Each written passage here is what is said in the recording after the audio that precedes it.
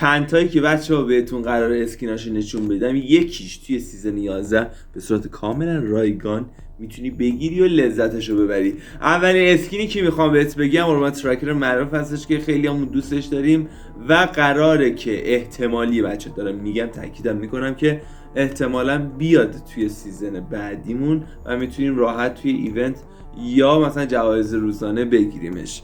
تا اینجای ویدیو اگه خوشت اومده حتما رو دکمه سابسکرایب بزن تا خانواده بیگ استریم با هم دیگه بریم بالا. اگه خیلی خوشت اومده حتما روی لایک بزن.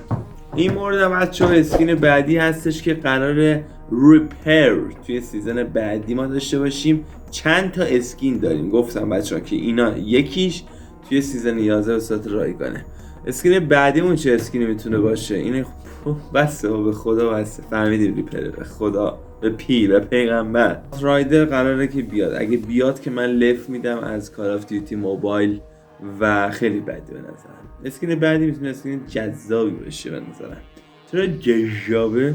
به خاطر اینکه اسکینی که حداقل از اون چه میدونم آوترایدر خیلی بهتره و سگ این شرف داره به سگ اون. کلا یک ویدئویی درباره یه چیز رایگان بود بچه‌ها. کلا بیگ استریم که اینجا داره براتون تولید محتوا میکنه درباره چیزای رایگانه.